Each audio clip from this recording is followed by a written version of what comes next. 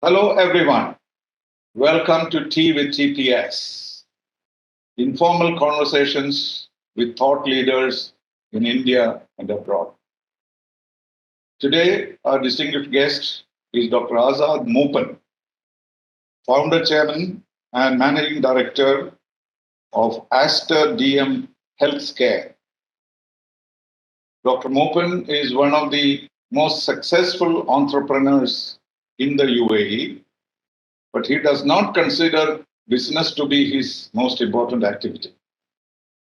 He looks at the medical profession as a profession of service, bringing solace and comfort to humanity. Having started with that process, he has also built a medical empire covering around 7 countries, mostly in the Gulf, and also several cities in India. And his motto is, "We take good care of you." And everybody accepts that the Aster medical institutions take good care of the people. Apart from this, he is interested in education. He is interested in philanthropic activities. He has his foundations. And also, he has won recognition from the government of India. He has been awarded Padma Shri. Not only that, even more significantly, the Pravasi Samman, which has been a recognition of Indian entrepreneurs and social workers abroad. So I'm very pleased that Dr. Moopen has found the time to join us for Tea with TPS. Welcome, Dr. Moopen. Thank you very much. Thanks a lot, Ambassador Sreenivasan. And this is a great opportunity for me. I really look forward to have this discussion. I have watched many of your episodes, and the way in which you, bring out the experiences of people and showcase it to the world. It is something which I always appreciate, and your capability in, the vocal as well as in writing everything, and the huge knowledge that you have about what's happening outside India as well as in India. I look forward to have this discussion, and of course, along with that, sort of explaining to the people who are watching how and why I could do these things what I have done. Thank you. Very good. Well, this we are doing as a part of a series which I've been doing about UAE at 50. UAE is a young nation compared to India. But in these 50 years, they have performed miracles. And you have been part of it since 1987, I think. So Yes. Since 1987, you have been part and parcel of the growth of UAE. So I cannot think of any other person who can share the thoughts about this country, how it has grown, how India has contributed, how the new relationship with UAE and India are, and so many other things. So we have a limited time, but within that, we would like to talk about it. First of all, I remember interviewing you long time ago when you won the Pravasi Bharatiya Divas, which really means that the government of India has recognized you as someone who has built bridges between India and the rest of the world. I have been a judge in the panel, and I know what exactly are the criteria established for this. So it's a multitude of things that they consider, not only your success as a businessman, but also as a bridge to the other countries where you work in. And therefore, this is an important award that you have got. And that is a recognition of what you have done for the UAE and for India. And you were a graduate from the Calicut Medical College. You did his MBBS and Masters. Then you went to Delhi to do a chest diploma. And then obviously you would have had a good practice in India. But how did you choose to go to UAE at that time? 1987, of course, UAE has already grown. The oil revolution had already come. So it was not really a prehistoric time that you went there. There are already signs. But what are the features that attracted you that? Why did you think that this country will prosper and you have a role there? Thank you. So looking back 35 years, that is something quite nostalgic, I should say. Your question, why I chose UAE, in fact, this was a godsend chance for me, and it was not something which I chose by sort of, looking for a job. So what happened is that in 1987, early 1987, I, along with three of my relatives as well as friends from my village, I was at that time teaching in the Calicut Medical College. I was a lecturer there. I was, after being a student there, completing my MBBS and MD, and then was teaching there. So we had a mosque being constructed in our village, and there was requirements for some funding. So I was nominated to be one of the members to visit Dubai and collect some funds for that. This is still continuing. Anybody wants to collect funds, right to Dubai. So that's true. That is very true. That time you are a recipient. Now you must be a giver. That's true. That's also true. What you said is true. So at that time, I came here with others to raise some funds for a purpose, like a philanthropic purpose or for a charitable purpose. And I was so impressed seeing the place. I had thought that when I heard Dubai in 1987, this was like a desert. That was the whole impression. And I was really impressed seeing what is required, what is the situation here. And then we went around and collected funds. And one of the people whom I met was a doctor who was senior to me from Calicut Medical College. His name is Dr. Ali, and his wife, Dr. Aisha, who were practicing in Ajman at that point of time. And they are still practicing. And so he, after meeting me, gave some funds and all. And of course, he was helpful. Then he asked me whether I'm interested to come and be with him and work for him for a few years, because he was planning to start a clinic, and that required a postgraduate doctor. So I said that, let me think about that. And I went back. And I also had noticed at that point of time that there is a significant requirement for good healthcare in Dubai. Dubai was in that way, not at all developed in the area of providing healthcare, especially the primary, secondary care to the people at that point of time. Now Dubai is completely transformed. So I thought that it will be a service also if I come back, and then went to Calicut. And at that time, there was a provision for people who are in the government service to take leave. 5 years. So I thought about that and thought that maybe 2 or 3 years I'll come and stay here. Applied for that and got the approval from the government, and came here in 1987 to take up this job with my friend, Dr. Ali, in Ajman. So I went there, I got licensing and all done, which was from Abu Dhabi at that point of time. And then I was waiting to practice there.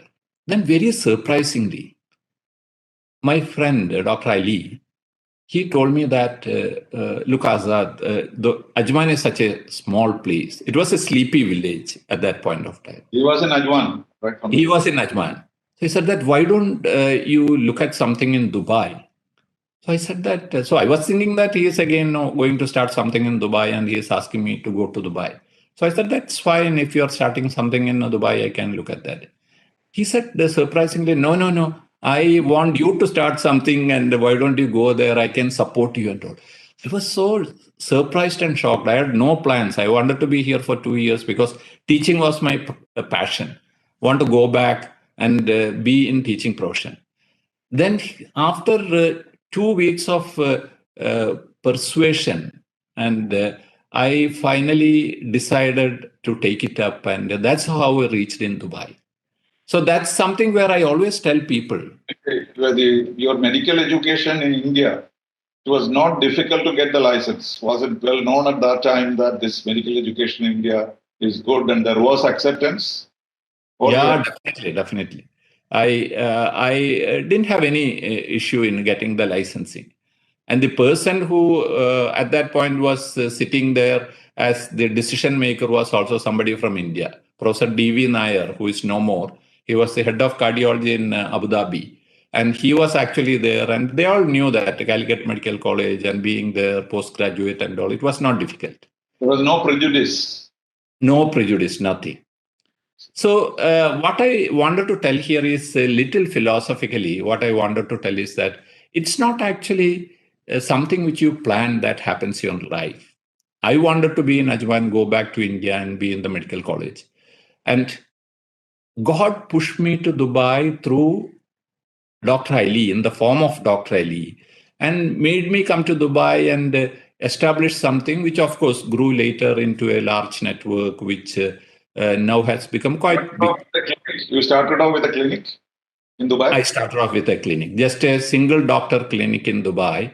And that was how we started. And so I really think that maybe even the purpose for which I came here, the charity and philanthropy which was attached to it, had the blessings of Almighty. And that might have been the reason for me to be successful and reach a position where now we have large number of doctors, nurses, paramedics, 24,000 people spread across 7 countries, 460 or 470 establishments. And all this happened because of that blessing from Almighty. Otherwise, I would have been in Calicut Medical College, happily teaching and retiring at the age of maybe 60. And then that would have been my fate. And that's completely different now. I can understand. But this is true of everyone, isn't it? There are twists and turns in your life for which there is no real explanation. There is already somebody up there ordering your future. So we are just instruments of that. I mean, at least believers like you and me will believe in that. Others may say it is some kind of external power. They may not consider it God. But whatever it is, there is a power which guides you in unexpected ways and in unexpected circumstances. This is absolutely true. But were there lots of Indians in UAE at that time already? Yeah. There were large number of people, mostly manual laborers who were attached to the port here, which was quite big even at that point of time. Dubai, it was Dubai port, not the Jebel Ali, and large number of them. And they were the initial customers, and they were the people who helped me to start practice. They sort of became my, promoters and ambassadors, and so. Quite quickly, I could establish a practice, and then, of course, after that, grow the clinic. We started adding other doctors, and then after a few years, started a pharmacy, and that's how this whole story started in 1987.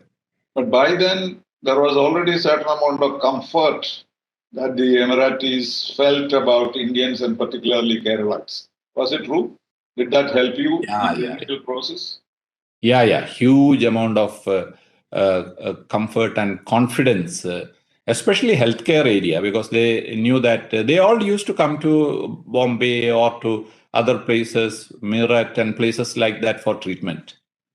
At that point, their parents or they themselves were visiting India for better treatment because UAE didn't have too much of those facilities. So they had significant confidence in the Indian doctors and Indians generally, not only doctors.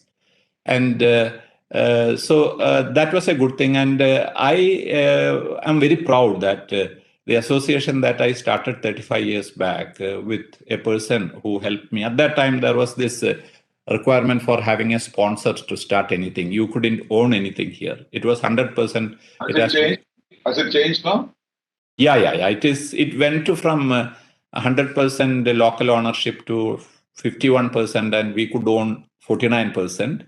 And about 3 years back, they changed that also, and now they are allowing you to have 100% ownership. So you can have your own ownership. You don't need to have a promoter. No, it's not required. And in any case, that's a liberalization is in the process. Because now what is happening in UAE, from what I hear, is something dramatic. Many changes happening there. True. But from that time onwards, you must have observed the ways in which this government and the leadership functions. Of course, it is not a democracy in the sense that we understand it. It has its constraints. It is a basically a family kind of establishment. But there must be certain features in them that you may have noticed. That has attracted the support of the people generally, and at the same time keeping them disciplined. And what are the things that one can learn from them, in your opinion? Yeah, that's a fantastic question, and I am always excited to discuss about that. So I think that the most important thing, and it's a huge advantage of having somebody able to take the decision and move forward instead of a lot of people getting involved. We definitely have advantages of being a democracy, but when it comes to a decision making, something like what happened, for example, in China, command economy, or in Singapore, where it was all more like a dictatorship, even though. So that all led to the huge growth of these countries. Like that, here you have a benevolent monarchy. Benevolent monarchy who decides and takes things forward. And that benevolent is very important. And that is the most important thing which has helped UAE, according to me. No. That is a crucial thing. But I have noticed that people who are generally not so disciplined in Kerala, they suddenly become very disciplined and very organized and very hardworking when they reach UAE. So people say that once a Malayali gets onto a plane and he lands in UAE, he becomes a changed person. Haven't you noticed that? Yeah. No, that's very impact on you. Yeah. No, that's very true. We all always quote these examples of this is different when anybody reaches here, they get into a system, and they are also sort of. Now there are some limitations, boundary lines which are drawn, and you have rights. At the same time, there are responsibilities also, and you can't cross that. You can't do anything that you want, but you can do things which are allowed and which are fairly good guardrails where people are doing what they want, and they can have a very, safe at the same time free life here if they are, sort of accepting the laws and rules of the country. So that's the best thing. So answering your question, what is that help this? Yeah, what helped this country to reach this position? What it is very envious, no? In the last 50 years, what has been created from nothingness. In fact, I always think that this is an oasis of peace and prosperity in the middle of a desert. So how was this possible? When you look at Dubai, especially, Dubai doesn't have oil. See, we can tell that other countries, they have oil and all this happened because of the oil wealth and all. Dubai itself has in Abu Dhabi, there's plenty of oil, but Dubai itself does not have. Right? Very true. Just a little bit. Yeah. So what is the reason? Why is that Dubai is able to do that? So when you look at, it's very surprising. So there is no oil. There is no soil also. It's all this sand which you can't cultivate anything. If you have to grow something, you have to import good soil from outside the country to have anything green. So that's the situation regarding the soil. You don't have water. If you have to drink water, you have to purify it from the seawater or get it imported through bottled water. And very surprisingly, you don't have the people here. 88% of the people in UAE out of the 10 million are people who have come from outside. Yes. So without oil, without soil, without water, without people, how can you build something? How can you create a wonder like this? Is something which anybody should really take it up as something, no, like a thesis or a case study. So I always feel that it is the visionary leadership of the people of UAE, especially Dubai, when we take that example without oil, which has done that. So comparatively with other Gulf countries, Dubai or UAE generally seems to be more liberal in many ways. Religion, people are allowed to practice. There is not much of a control on alcohol. Some of the things that you see elsewhere. So that means they have a liberal minded also in very many respects. And so perhaps the kind of ability and efficiency of the Indians combined with the kind of discipline and order that they have, I think it made a major contribution. But this has been studied. So many people have studied the development of Dubai. It is considered a miracle. Even today, they're already at the end of the 21st century in terms of planning. They are talking about the 100th anniversary of UAE already. They're planning like that. And there are so many uncertainties, but still it does not seem to deter them. And so, do you think that the Indians have a future? Maybe our profile of the Indian population may be changing. Earlier, it were mostly unskilled workers, then became skilled workers, then became white collar jobs. Then we have millionaires like you. So there is a very different profile of Indians in Dubai. And so this combination has created this miracle. I'm sure you will agree with that.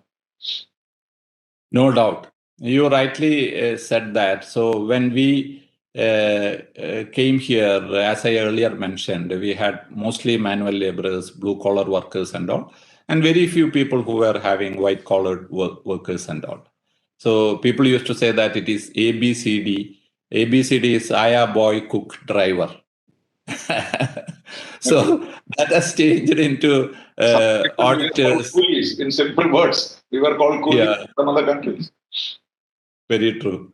That has changed into different ABCD now, into say auditors, bureaucrats, chartered accountants, doctors. Yes. So there has been a change in the profile of Indians, definitely. There has over the period. And in many fields, you will see that Indians are in the top, be it in education, be it in retail, be it in healthcare, and maybe anything for that matter. Indians are at the top. And that is one of the best things about this country. You mentioned about the restrictions.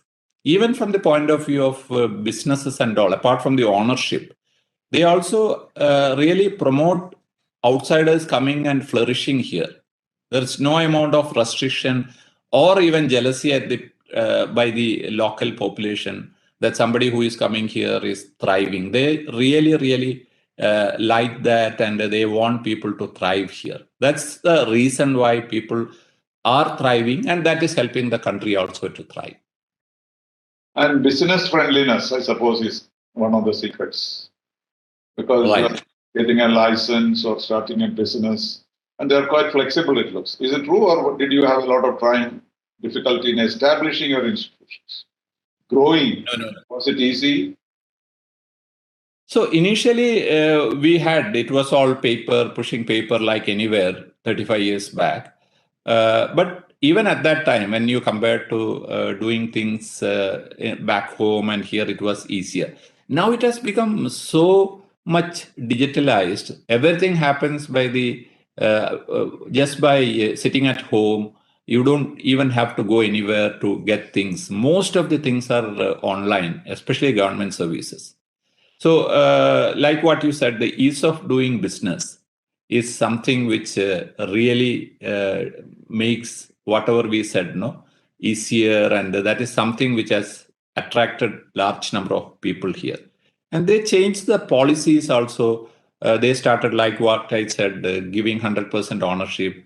Then they started giving long-term visa, like the golden visa for 10 years for investors. People started coming here because of that stability for their children's education and things like that.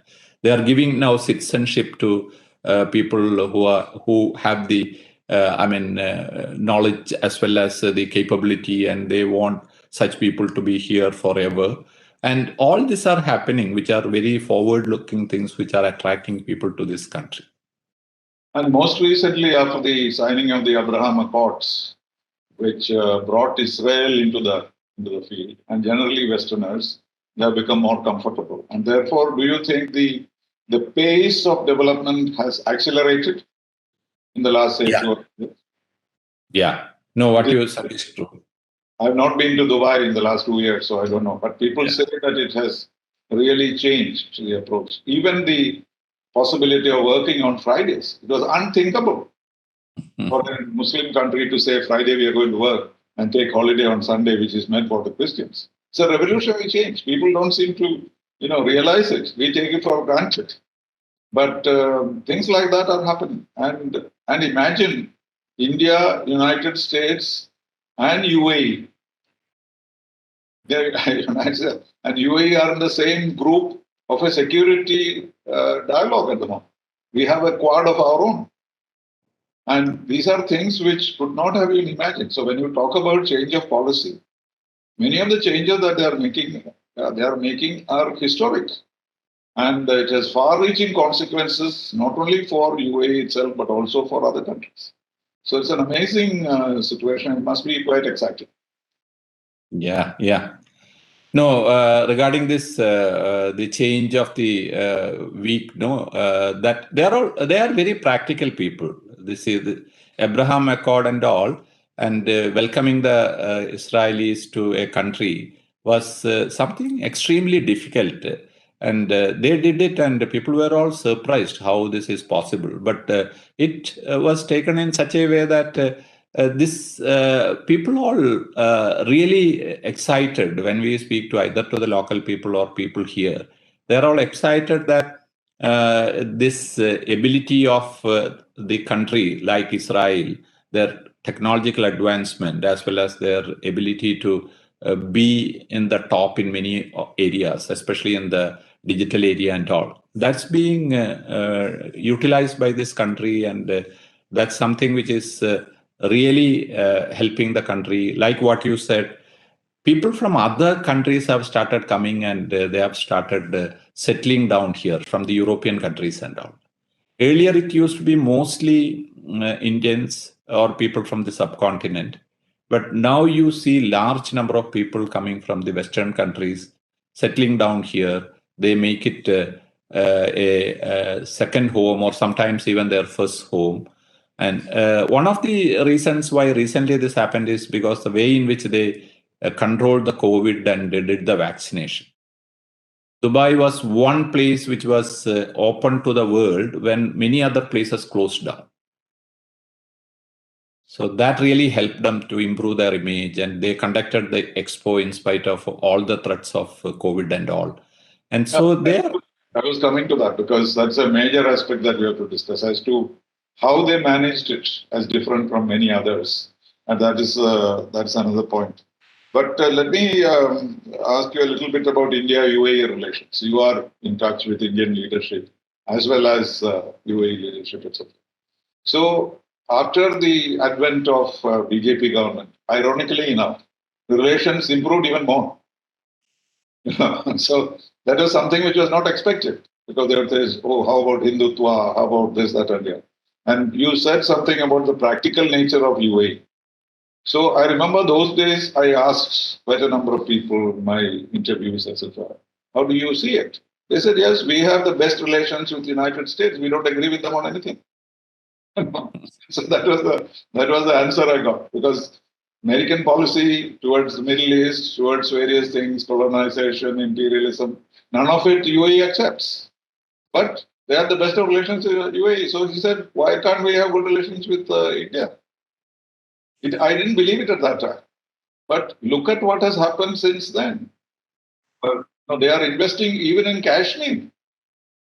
I mean, amazing. And the temple in Abu Dhabi. So these are things we could not imagine. So obviously, there is something at work which is very, very interesting.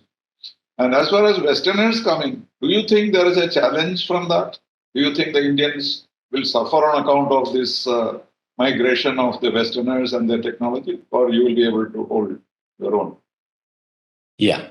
So answering your first part of this question, the India-UAE relationships, like what you said, it has gone to a level from what it was just cultural relationship between the people and all, went to the level of people, leadership connect at some point.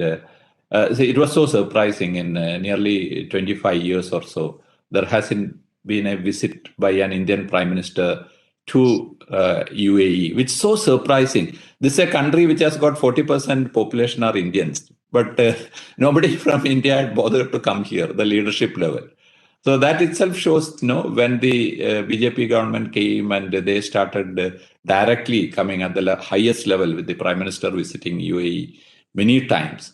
That showed to the world, as well as, of course, to the UAE and India, that the importance that the leadership shows for that relationship between India and UAE. And that's extremely important for people like us who are living in this country and who are really, this is like our second home.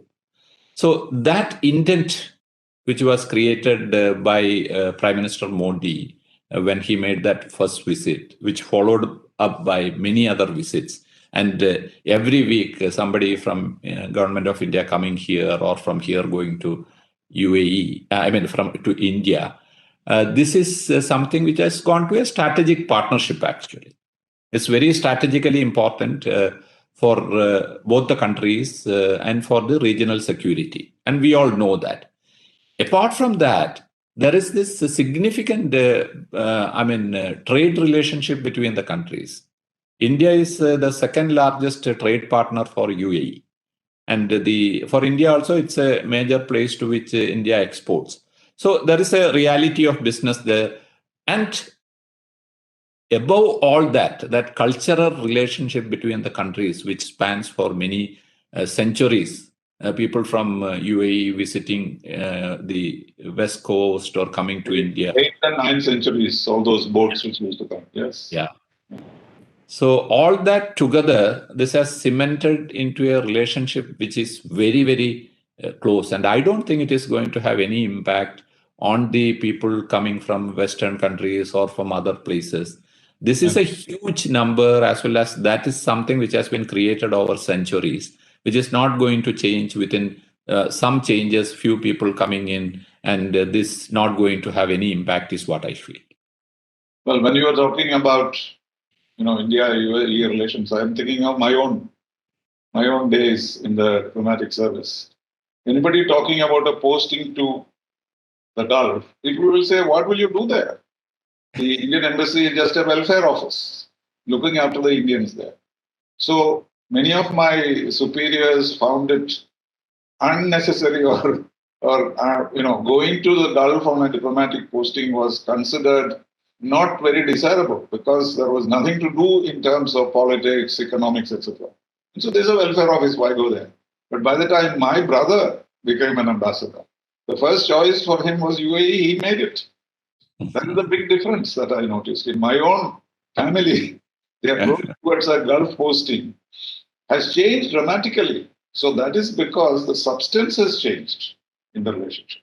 It is exactly at the point of Ambassador Sitharaman, your brother, while he was the ambassador, the deepening and widening of the relationship actually started happening. Yes, the Prime Minister's visit was also when he was there. Yeah. It was a great opportunity, and I've heard from him the excitement. He is one of the people who laid the foundation for that, which of course was carried forward later, but he has been instrumental in starting that relationship. So very, very happy that this is strengthening from day to day. It is going to much more higher levels. Yes, now Ambassador to UAE is considered one of the top posts in the Ministry of External Affairs. For your information, highly contested. And you can see from the quality of the people who go there now. But this was not true earlier. That is what I meant.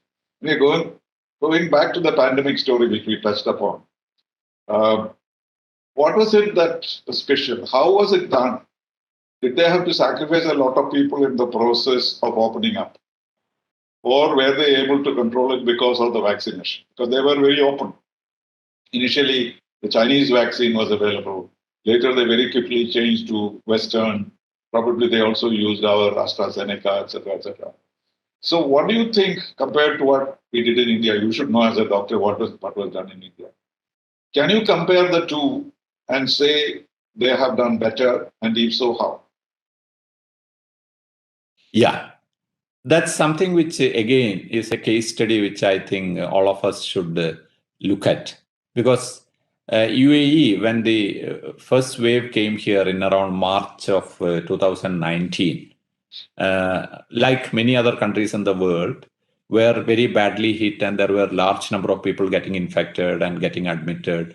So at that point, in many countries, including Western countries as well as in India and all, there was an overwhelming of, the healthcare services, and people were not having sufficient ICUs, not sufficient oxygen, and things like that. We all saw that. What this country did, the leadership here did, was really amazing. The vaccine story and all started later. They looked at three things, because I am in healthcare and I know people who are sitting there. They were thinking of 3S. The 3S were: one, staff, requirement of people. Second was the requirement for space. And the third was requirement of supplies. So these three were identified as the pillars for fighting against COVID very early. So they started recruiting people right, left, and center, and got large number of people, which was one of the best things to do. Even people like us were requested to bring nurses and doctors from India, and we managed to bring nearly 100 nurses from India, doctors also from India at that point of time to UAE. And they have all stayed on? They have all stayed on? Many of them stayed on. Few of them went back, and they were from our own hospitals in India. At that time, India didn't have too much of a COVID number. India started a little late. Yeah, the second wave. Yeah. Now, the second thing regarding the space, they started constructing COVID field hospitals in Abu Dhabi, in Dubai, in all the other Emirates. They knew that there will be an overwhelming of the ICUs in the hospitals, and they started creating spaces to keep these patients. Now, the third thing is supplies. They tied up supplies for ventilators, for all the important things like definitely oxygen and other medicines and all, well in advance. And of course, it's a rich country and they can afford that. And these three really helped in containing that, because we didn't have any treatment at that point of time. It was just support, how to keep people alive in the ICUs and things like that. And these really helped in containing the COVID first wave, and reducing the mortality significantly. No, at that time, one tendency, which I doubted even at that time, was a lot of Indians to come back to India at that particular time. I was thinking of the days of Kuwait War, Iraq-Kuwait War. When the war broke out, I was part of the decision-making process in India. Our main concern was to get the Indians out of Iraq and Kuwait, which was a major mistake. When there is a tragedy in a country where you have Indians, our instinct should not be to pull out the Indians. And in fact, I know that after Kuwait was liberated, Indians were a little bit of taboo in that place. These are the people who left us at the most crucial time. But then they couldn't help it because they took them back again. But that experience I had in my mind. So I kept writing here that please don't try to bring them back for two reasons. One, bringing them back will only put more pressure on our system. And that is a fairly good system of this thing there. So for them to feel that they'll be better in India would be wrong, number one. Secondly, this is the time they need the staff, as you say, one of the first SS. And then the staff is who? Indians, Malayalis. And then why do you bring them here? And now I think most of the people have gone back. But that created, I don't know whether there was a psychological reaction to that in UAE. But certainly there was a psychological reaction here, because people felt that their arrival here made the situation worse, which was not true. So how did you feel that? And you were in the thick of it, because your hospitals are being used, your doctors and nurses being used. So this return of the Indians, how did you view it? Yeah. So like what you said, even though the preference was people to stay back, some of them had left at that point of time due to reasons. Because they lost their jobs, etc. Exactly. So they had to go back. Even from UAE, people came back, but that was not. They were deserting. Sort of worried about their health or anything. They were forced to go back because of reasons of losing jobs and because everything was closed down. That's understandable. So this is something later what came was the vaccination. And in that also they did extremely well. They started like what you said quite early, the Sinopharm vaccine, which was rolled out, which was found to be not that effective in creating immunity and all. So they suddenly switched to the other brands, mainly the Pfizer vaccine. Yeah. Several vaccines, one after the other. Yeah. So that really helped, and that rolling out of that free of cost for everybody quite early and covering everybody within a short period. So it got to that level where almost 100% of the people are vaccinated. And that is the one which helped them to, sort of curtail, even though this is a place where large number of people from many countries come in. The herd immunity was quite high because of the vaccination, not because of the disease. In India and all, it happened because of the disease actually. But here it was due to the vaccination. So that could give them the confidence to open up and allow people to come in, because the number of cases were very low, because the transmittability of the virus was low when there is significant herd immunity. So that really helped in controlling the pandemic. And now even in the Omicron cases, we see cases, but we know that it is very mild and it is like an influenza and people are not worried. And the hospitalization and all is so minimal, very, very minimal. But at that time, your own institutions were stressed out in UAE? Yeah. I mentioned about this, what they did in the initial wave, what they did to accommodate people.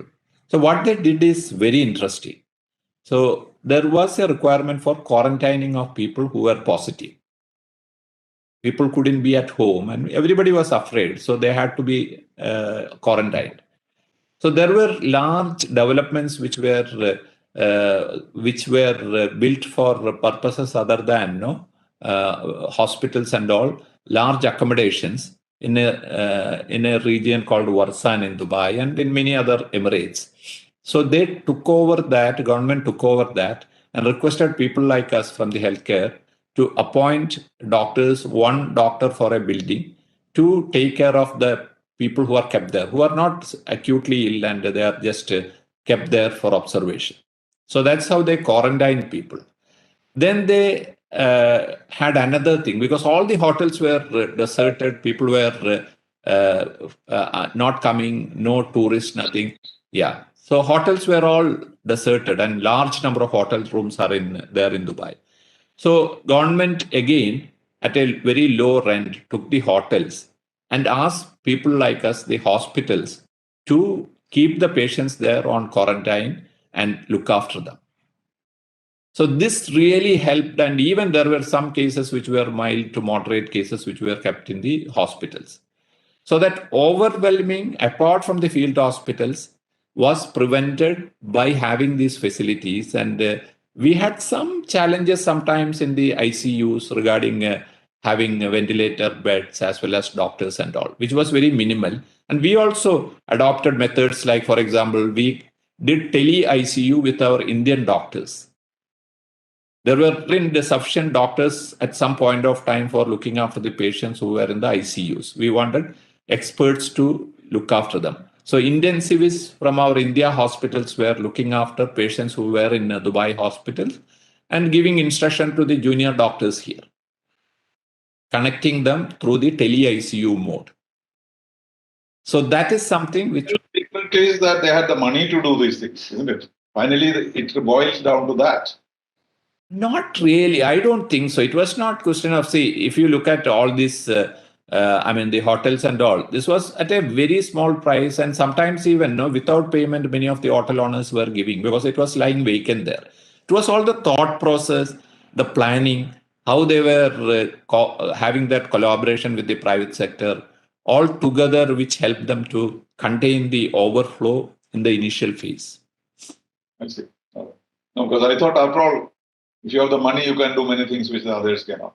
How about cooperation within the GCC? Yeah, yeah. Was it effective?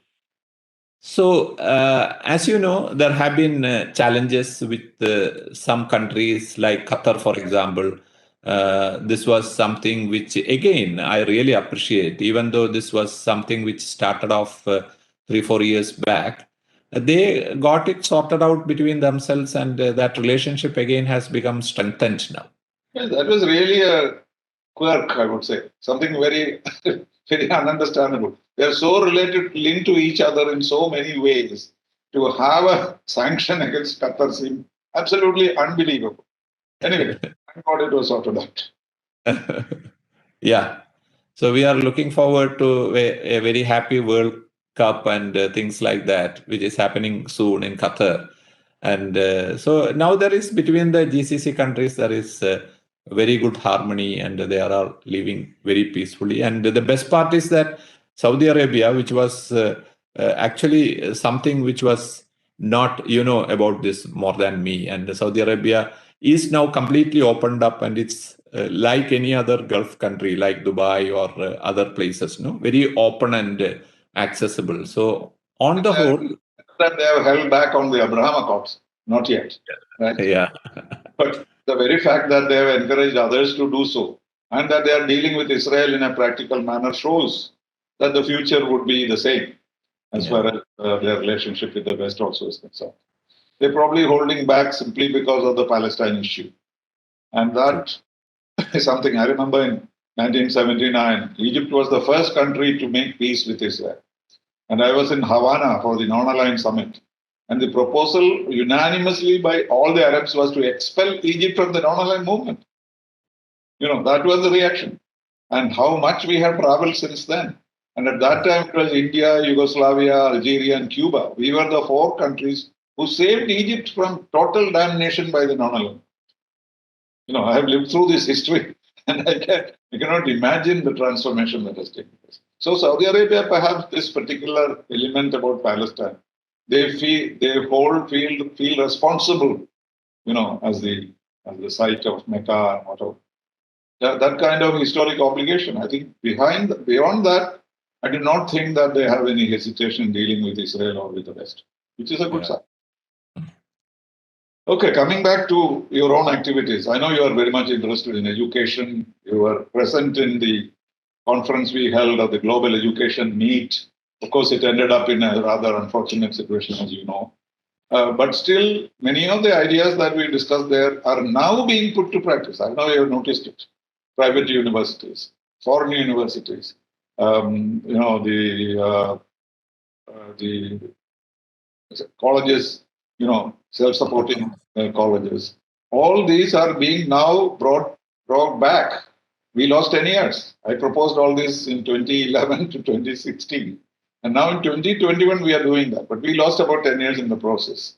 But still, I'm so happy that there is a realization that unless you have a total change in education, we are not going to get anywhere.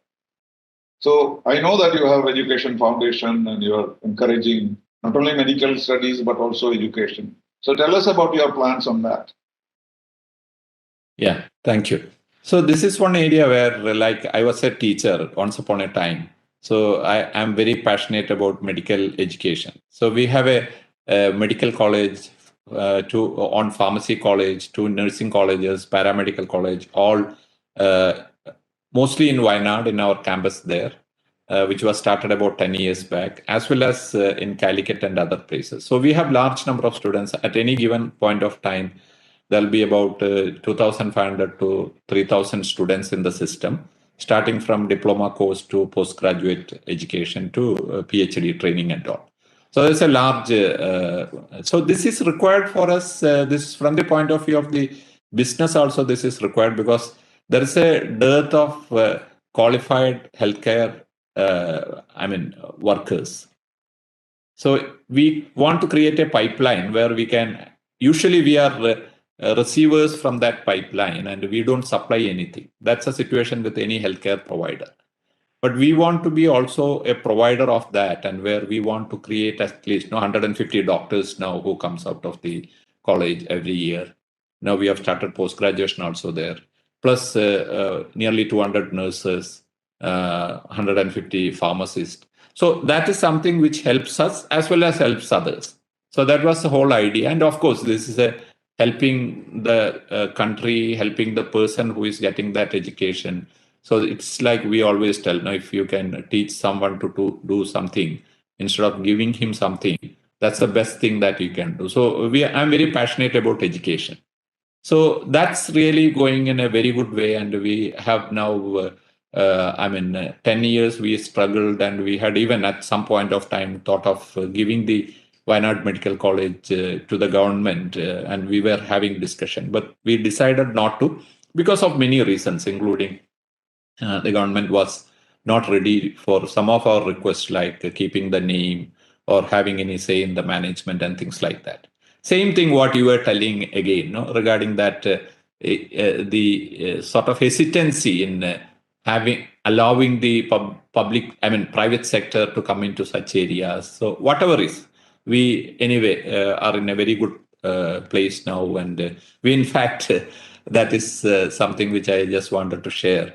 Recently, my family wanted the name of the medical college, which was earlier DM WIMS. DM is Dr. Moopen, but it is called DM.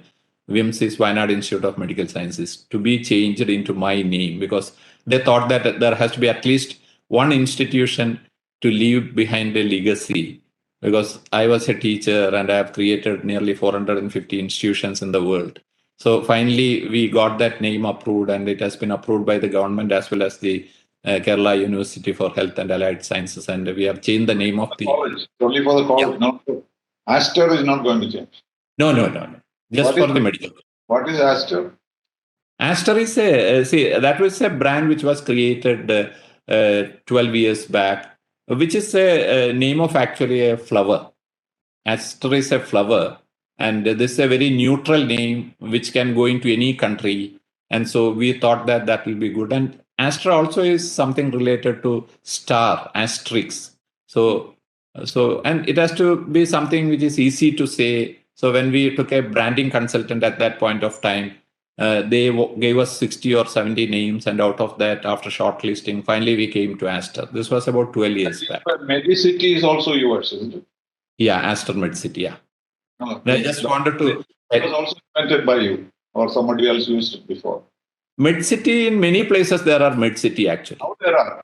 Was it from you? Yeah, I think at that point. Right. That's true. We started that. So I also wanted to tell you that now, as you are at Trivandrum, and Ambassador Sitharaman also, we are coming to Trivandrum. That's one place where we are shortly coming with our a large hospital there. Yeah. So how about other forms of education? How about science and science colleges, etc.? Are you thinking of them?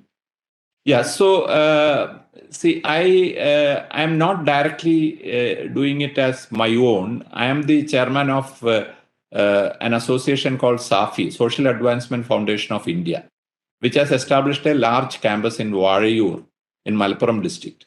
So there is an arts and science college with postgraduate education and all, where we have 1,600 students. And recently we have, looked at ways in which this can be made into a much more, higher level institution. It could become a university. Now it's open. Yeah. That's what we are looking at. Initially deemed university and then later a university. Because if you become an accredited college, then it has all kinds of confusion. Even the autonomous colleges are not allowed to function. Yeah. But the very fact that this government has accepted it in principle, which they hated me for it. but now they have come around to the same view. Because if you don't do that, where will you find the inputs for education? At least 50% should come from private sector. Otherwise, there is no way we can build a good education system here. So people like you must exploit that and set up a good institution. And I'm involved with 2 institutions which are trying to become universities. And this is the trend now. And the more private universities we have, the better it will be.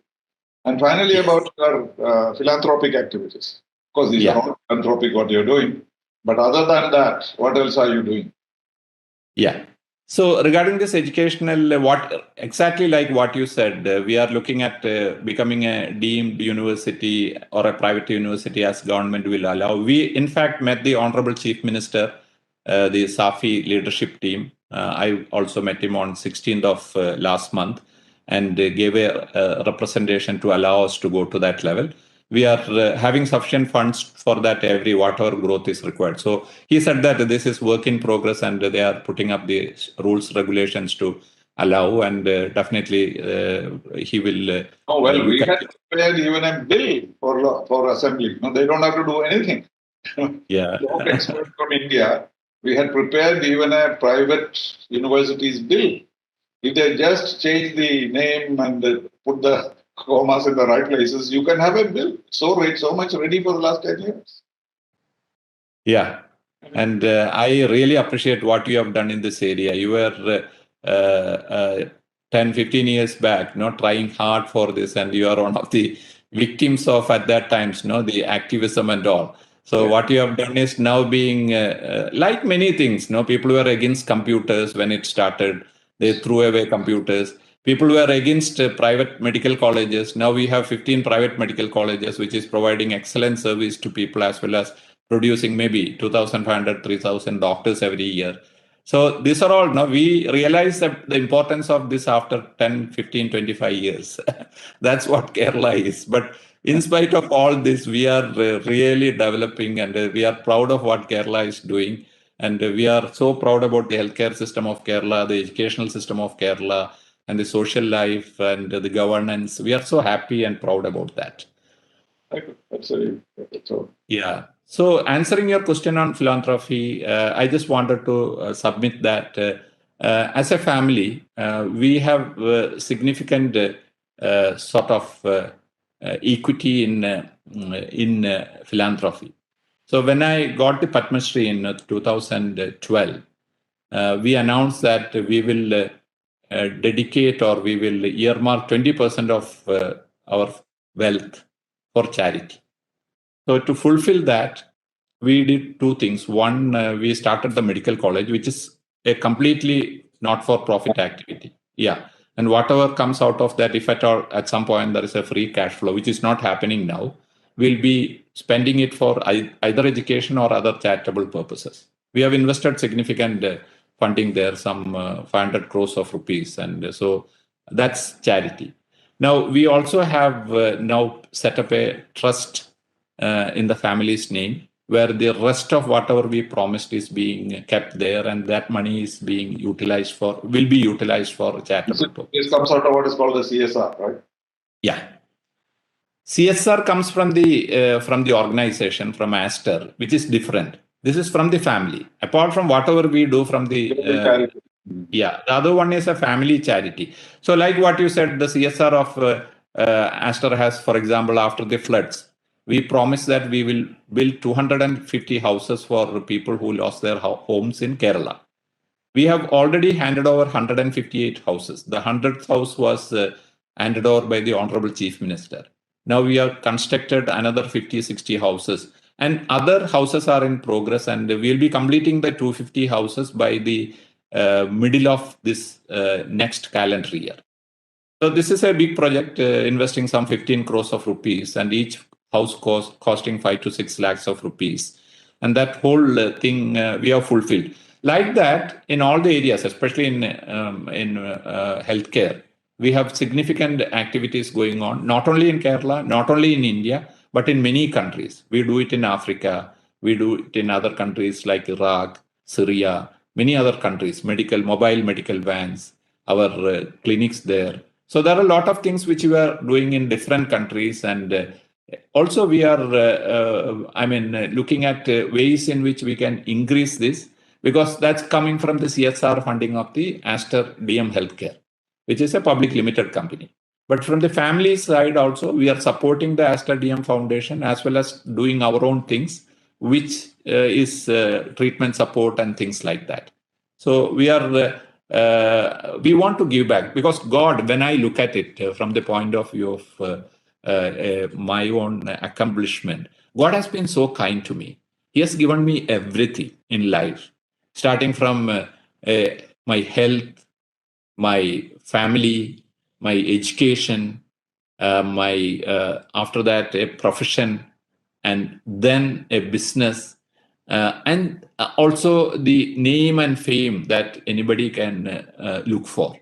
So what else is that I should be getting? It is the responsibility of people like me to give back rather than trying to amass again. That, of course, the company can do that. And I'm also getting out of the active management of the company, and it's being done, professionally done. And my daughter also is involved.